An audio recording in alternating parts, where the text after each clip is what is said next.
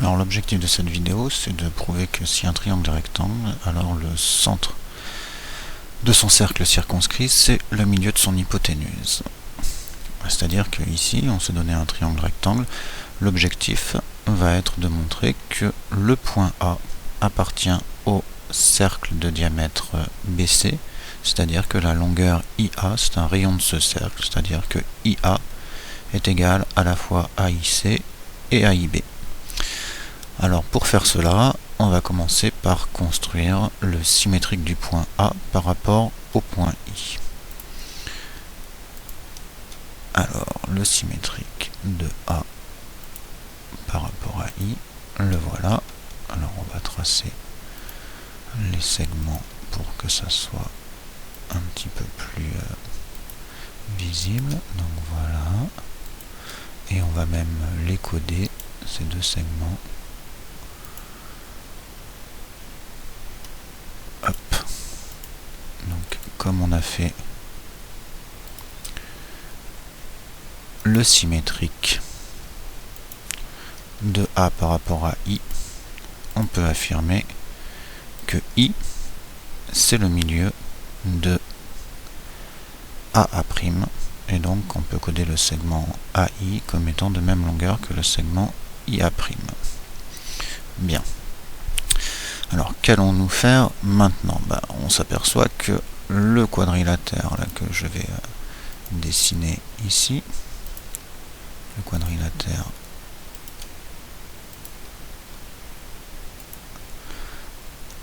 CABA', c'est diagonales, sont codées ici.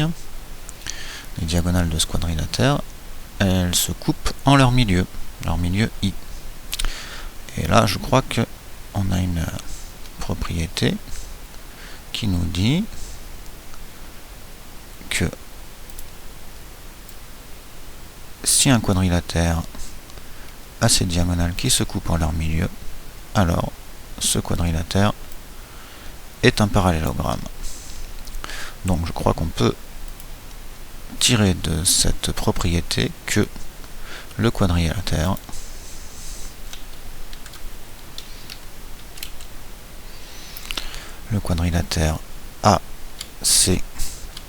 ACA'B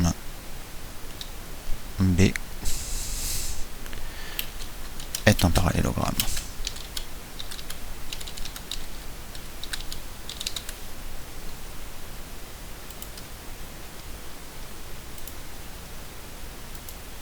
On va agrandir un petit peu le texte.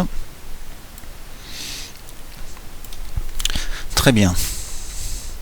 Mais ce parallélogramme ACA'B, il a une particularité intéressante. Un angle droit ici au point A. Et on sait, je crois, que si un parallélogramme possède un angle droit, alors c'est un rectangle. Alors est-ce que j'aurais pas cette propriété en stock quelque part? Si un parallélogramme possède un angle droit, alors c'est un rectangle.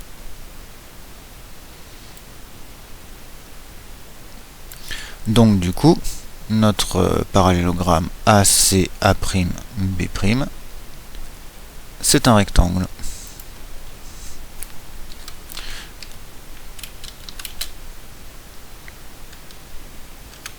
Le parallélogramme ACA'B est un rectangle.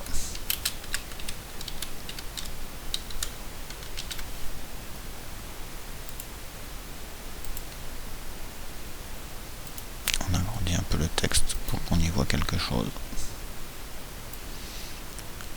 Voilà. Mais les rectangles, eux aussi, ils ont une caractéristique intéressante. C'est que leurs diagonales, elles ont la même longueur. Si un quadrilatère est un rectangle, alors ces diagonales ont la même longueur. Et du coup, donc ici, la longueur BC est égale à la longueur AA'.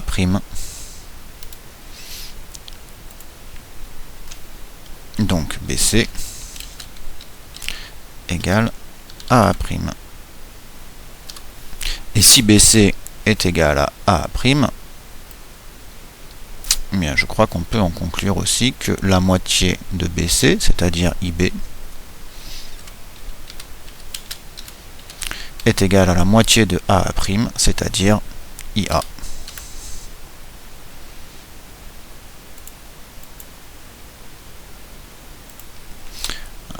Agrandissons encore un peu le texte, et voilà. Et si IB est égal à IA, ben on a bien prouvé que la longueur IA c'était la même chose que la longueur IB, c'était la même chose que la longueur IC. Autrement dit que le point A appartient au cercle de centre I. Donc le point A appartient au cercle de centre I et de rayon IB.